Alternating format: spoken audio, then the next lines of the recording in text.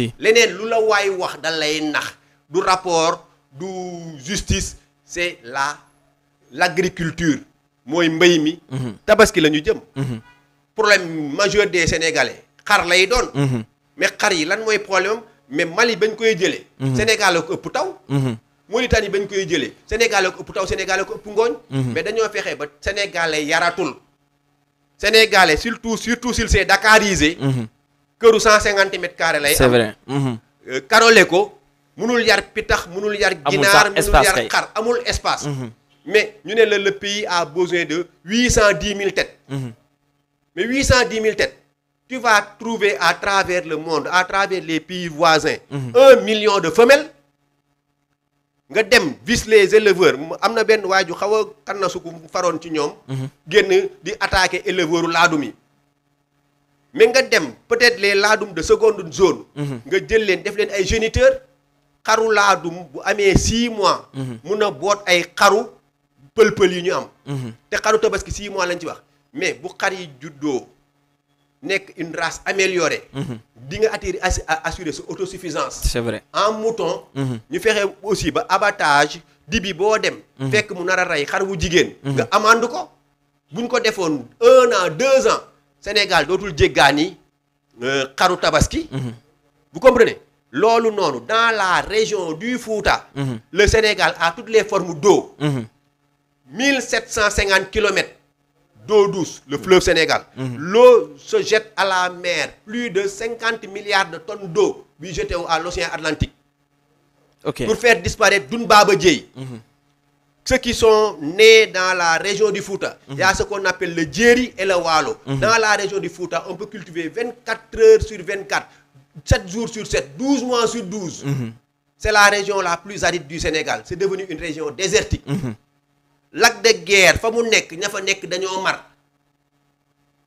kon boo fexee ba Sénégalais yi boo yi toog fal la nga dellu dans le Fouta dellu dans cette zone là nga xam ni les terres sont fertiles avec le limon dégagé par les eaux fluviales nga tabax fa ay logements sociaux tabax fa fu ay nit ñi mun a fajoo tu peux en l'espace d'1 an créer plus de 1 million d'emplois ndaw yi toog jàppuñu ci dara gan leen ñun nag ñun ñoo war a defar réew mi dem leen ci tool yi parce que boo leen jëlee gaal yi dem Espagne da ngeen di bëyi dem leen ci tool yi nga xam ne tool yi Sénégal la on va commencer peut-être avec un salaire forfaitaire presque de 60 000 francs en fonction de l'évolution di ngeen dem ba mu mun a nekk et puis école ñu wàññi njàng mu gudd ñi pour ñenn ñi.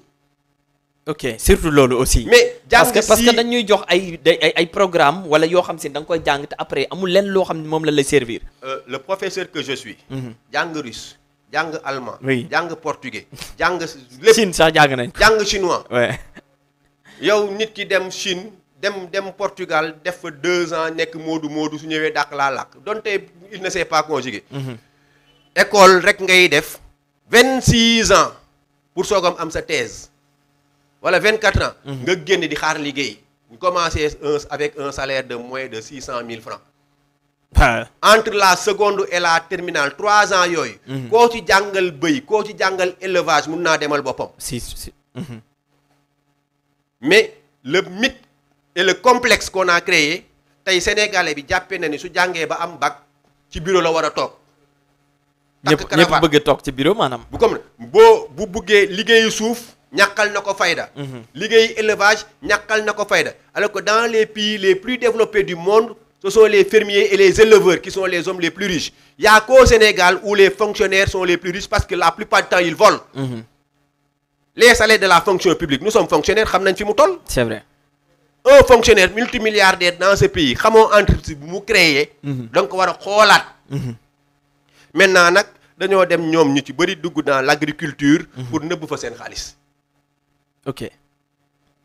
parce que li ñu bëgg a développé woo. duñ ci développé woo. ok alors professeur ba tey damay dellusiwaat ci wàllum assise bi nga xam ni maa ngi doon wax parce que dañ ñenn ñi dañu gis ni président dafa am pouvoir maanaam dafa am pouvoir boo xam si ni voilà dafa xaw a jéggi dayo procureur aussi même chose ba tax yenn yu bëri doon fi am donc loolu bokk na ci li nga xam ne si ni moo tax ñu gën a bëgg a réformer li nga xam ne si ni moo di justice bi ndax bu ñu gisee tamit président Diomaye ci période yi nga xam ne si ni mu ngi def campagne moom it mu ngi doon wax lu mel noonu kon su ñëwee daal di ñëw poser acte bi nga xam ne si ni moom la doon wax loolu kay déjà dafa war a nekk loo xam si ni dañ koy rafetlu. effet d'annonce la gis nga dooley président. kenn waru koo wàññi. président jox ko doole jëpp. mais dañu gisoon président Macky Sall doon wax que ni am na dossier yoo xam si ni moo fi tegoon conc est-ce que loolu tamit jurul woon problème yi nga xam ne si ni moom moo fi am actuellement mu jëm ci ay lu ci mel ni ay Covid 19 bi xaalis bi nga xam si ni sénégalais yi cotisé woon nañ ko mu mujj foo xam ne si ni daanaka neexul kenn. nañu bañ a nax sénégalais yi ku jiite am loo teg sa conc ku jiite. am loo teg sa conc boroom kër sax. am na lu muy découvrir ci njabootam dina suturaal doomam jooju noonu dina ko woo yedd ko. absolument c'était une erreur de communication. président Diomaye mi toog même pas 2 mois. am na ay dossiers yu mu gis. mais sañ te génn wax ci. Thiès ga ma jóge le maire Babacar Diop dégg ngeen ñu interpellé ko sur les chantiers de les terrains de Mbourkat. ñu ne am na ci 200 terrains. man Babacar Diop bi ma xam. xam naa ne soxlawu ci benn terrain. pour lui-même mais nee na jox na ko population yi mais boo ko nee publier liste bi. dina am kersa publier ko. du lu ñu teg conc si. Khalifa Sall. li ko tax a yóbbu kaso. ñu naan ko ay dugub gi kenn xamul. dañu public am na loo xam ni ndimbal la gu mu jëmale ci population dakaroise yi. day dee mais du génne ne diw ak diw laa ko jox. du teg conc. Diomaye. day na teg conc Sonko dina teg conc bu ñu nax sénégalais yi. xam nga yow le président Ablaye Wade. daf ñu mës a recevoir ni le président de la République. Il n'y a qu'un individu qui est plus puissant que lui. Il n'y a qu'une créature qui est plus puissante que lui. C'est Dieu. Le président a presque un pouvoir divin. Maintenant, à lui de voir comment utiliser ce pouvoir. Su ko neexee mu duma ci. Su ko neexee mu baale. Vous comprenez? Mais liñ doon annoncé yëpp. am na lu gën a yomb. caisse noire. araama luñ ko fi woon. si parce que waxoon mais bi ma amagul faloo majorité. bi ma faloo amagul majorité à l'Assemblée nationale. sa waay si ma faloo. oui. laa naan teggil leen ma caisse noire bi soxlawuma ko. mais est-ce que am sa na adversaire politique yi nga xam ni bu boobaa. loi boobu noonu. majorité ba mu ñàkk dinañ ko voteel. mais est-ce que moom am na droit pour dem nii rek fekk loo xam si ni tegoon nañ ko fi peut-être par décret wala loo xam si ni fi lañ ko fi tegee mu bëgg ñëw ñu yëkkati ko moom dafa wax ni su amee majorité à l'Assemblée nationale actuellement amagul majorité à l'Assemblée nationale donc mën nañu comprendre que ni peut-être d'ici peu de temps mois de septembre wala plus parce que am nañu yaakaar ni septembre dinañu dissoudre assemblée ñu demaat ci élection législative mais est-ce que jàppoo ni tamit bés bu amee majorité à l'Assemblée nationale dina ñëw daal di def li nga xam ni moom la coalition taxaw Yewwi bi gagné woon ba nga xam ne dañ doon wax 2 ou 3 députés lañ leen ëppalee. Benno Bokk Yaakaar bi nekk majoritaire. tey bu nguurug Diomaye demoon ne leen ñun gëm nañ ni caisse noire c'est trop d'argent entre les mains du président de la République. bu koy jëfandikoo nu mu ko neexee. nañ ko fi jëlee man président soxlawuma ko. su ma yeboo sax nañ ma bàyyeeg sama salaire u inspecteur bi ma amoon.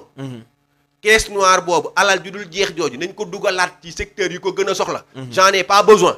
ñu voteel ko loi boobu. jàpp nga ne bu ko yóbbuwoon assemblée ñu fare. nañ suba bu ñu ko defoon lundi balaa bu ñu duggee 9h balaa 9h30 gars yi voté ko.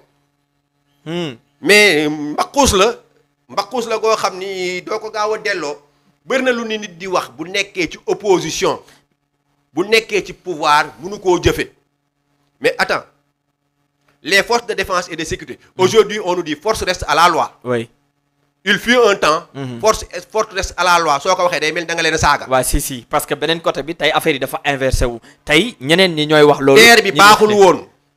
c'est devenu le projet le plus innovant. ah mais peut-être somme biñ ci dugal la ñuy wax que ni. je peux être d'accord xam nga man lu ma gëm. booy opposé wu. boo gisee lu baax. nga ne lii de baax na donte mooy nuance bi bu doon ñun mun nañ ko def mu gën a ñoŋ nii. mais da nga ne baaxul. non mais ñi fi nekk il faut les fusiller. ma jàpp ni waxuñu baaxul dañ somme bi nga xam ni moom lañ fa dugal parce que dañu ñëw le cas de Nigéria su fekkee jumuma parce que ñoom tamit am nañu terre n'est-ce pas léegi ñoom tamit dañu gis ni li ñu am moom la ñu am daanaka. mais somme bi ñu dugal fii ñun daanaka ñoom liñ ci dugal moitié bi. wala lu ko gën a tuuti man mos nga BRT bi. dugg naa ñaar yëpp. bi may wax terre bi sax BRT El Malick Ndiaye. moom la yàlla gën a nattu ci nguur gi. comment pourquoi. moom mooy le ministre du transport xaw ma des airs comme Karim Wade. le ministre de la ciel du xaw ma du ciel de la terre et tout et tout. moom laa seetaan ci télé. muy ridiculiser BRT. moom la ñu nommé ministre. tey mu ñëw nekk ministre mu di ko inauguré ne c'est le projet le plus innovant. ba muy wax munoon na ne donte. somme bi wala xaalis bi mu war a munoon naa gën a baax nii. mais du tee baax na ndax soulager na population yi. c'est une colonne vertébrale qui traverse presque tout Dakar. même nee naa la jàmmaarloog nit du tee bu defee gis nga gentleman. mooy xeex ak gis nga par exemple Tyson. mbër. Yékini daf ko defal benn témoignage ñoom ñaar ba ñuy bëre. Yékini daan ko. Yékini nee na dam ko dóor benn kurpeñ. mu ne ok. reçu de dooraatal gentleman la dans le jeu politique. Il faut reconnaître à son adversaire ses mérites et ses compétences. dimbali ko sur ses défaillances. ok ki nga faral du yàlla du yonent du xut bu samaan nit la kuy juum. le premier adversaire d'un homme politique ce sont ses laudateurs ceux qui trouvent que il ne se trompe pas. lu mu def noonu la lu mu bëgg a def noonu la lu mu xalaat noonu la et puis. Les gens ont fini de voir qu'ils sont très limités. Maintenant, man, 2 mois après, Dieu sait que ñaata yoon ngeen ma woo plateau. C'est vrai que j'étais un peu défaillant. Man dama newoon. dinaa leen may présomption de compétence. Voilà. Présomption de bonne foi. dinaa leen may ñetti weer. muy temps de grâce juróom benn weer ba ñaari at comme niñ ko laaje. amaana. Parce que je ne leur souhaite que du bien. Et c'est très sincère. Je ne leur souhaite que la réussite. Parce que ñoom bu ñu échoué. ñun ñoo échoué. si ñun ñoo échoué oui. suñuy doom yi nekk ci université yi ñoo échoué. dinañ ñu tardeel pendant 5 ans. te ils ne seront pas éternels. bu ñu defoon ba Sénégal di taw jamaa sax. tôt ou tard dañ fiy jóge. mais tamit gisoo ni teel na trop pour ñu opposer wu ba bëgg a toog occuper certains plateaux di wax que ni waa ñoo fi waxoon li ñoo fi waxoon li est-ce que tamit teelul ci ñoo xam ne si ni 2 mois kese wala matagul 2 mois la ñu defagum donc dese na leen 4 ans et quelques 4 ans 6 mois wala 7 et 8 donc ça passe très vite. mais ça passe très vite mais 2 mois aussi donc koo xam si ni defagul te déjà moom mu ngi ci acte yoo xam si seen bopp ñoom ñoo ne woon ils ont la solution. bind ci livre. mais yoruñu bâton magique tamit. dañ leen di may ñoom ñoo ne woon ils ont un projet et ils ont la solution. ils n'ont pas besoin d'une éternité. Sénégalais yi dañoo gëmoon ni boo leen faylee bu ñu xëyee suba dëkk bi commencé soppeeku. mais loolu ñun xam nañ ni mënul nekk ñun xamoon nañ ni mënut a nekk. moo tax ñu doon def di doon wax di leen def leen ndànk dans vos promesses. vous comprenez. mais li ma lay wax toujours ñoom Pastef xam nga ban année lañ ko créé. ban année. Macky Sall dafa jël nguur gi. en 2012. oui.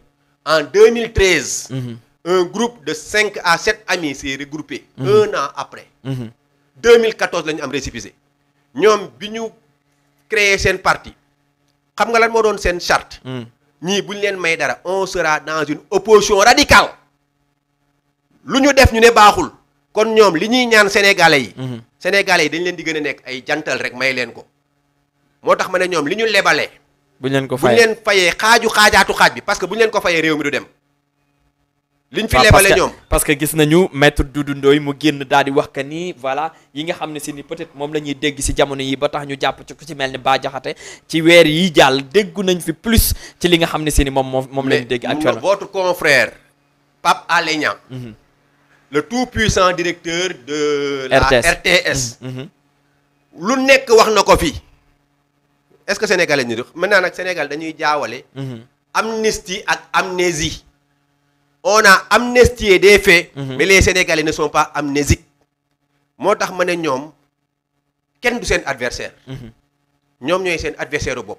mais tamit régime bi fi nekkoon daf fi def loo xam ne si ni parce que gis nañu de 1000 personnes yoo xam ne jàpp nañ leen surtout ay jeunes yoo xam ne jàpp nañ leen quelque temps après ñu gis ministre bi nga xam ne moo fi nekkoon ministre de la justice génn maanaam ñuy def ay libération ay vague de libération mais quelque temps ñu gis mu def discours mais discours bi daanaka xel yu bëree tey na si marché yi nga xam ne tamit amoon na fi ñu gis ay quelques yoo xam ne si ni ba ñu tuddee ko ay comment dirais-je marche maanaam si mais ñen ñu gisoon nga xam solo ñu tenue bokkuñu ci benn ba pare tur bi laa fàtte lañ leen doon woowee ñu gis ñuy sànni ay xeer yor ay kii xam nga ñaata marche lañ fi interdire bi ñu toogeeg léegi ñaata 3 à 4 marches te jamonoy nguuru Macky Sall ñoom bu ñuy opposé wu ku leen bàyyi woon chaque jour ñu déclarer marche ñoom bi ñu faloo ay taximan bugg nañ fee marche ñu bañal leen ko ay marchand ambulant bugg nañ fee marche parce que xam nañ ñoom danger gi nekk ci marche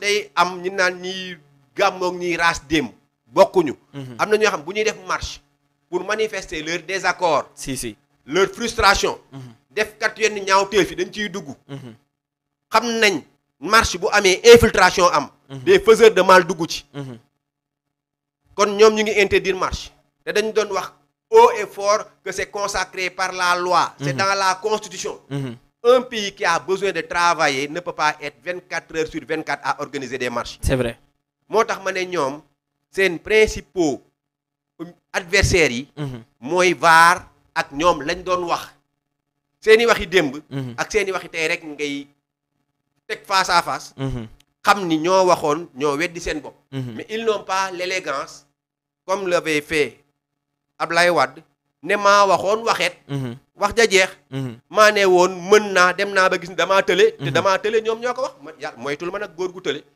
ñoom kañ lañu wax damaa tële barki démb xanaa seet dégloo discours bi Ousmane Diop ne Ousmane Sonko ne damaa tële mais damaa tële man ak Jomaay boo leen yaakaaree ni mën nañ ci dara il faut que ngeen jàpp ci wii dinañ ci jàpp man de dama ciy jàpp wala déggoo ma dama ciy jàpp xalaat bu rafet bu ma yaakaar ni su ma leen ko waxalee